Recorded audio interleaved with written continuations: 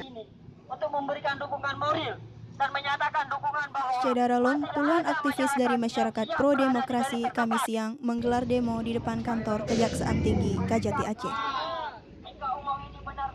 Mereka menuntut pihak Kajati agar mengusut dugaan kasus penyelewengan dana 650 miliar rupiah yang disebut-sebut diperuntukkan untuk ex-kombatan. Kita harus mengungkapkan fakta-fakta sesuai dengan fakta hukum.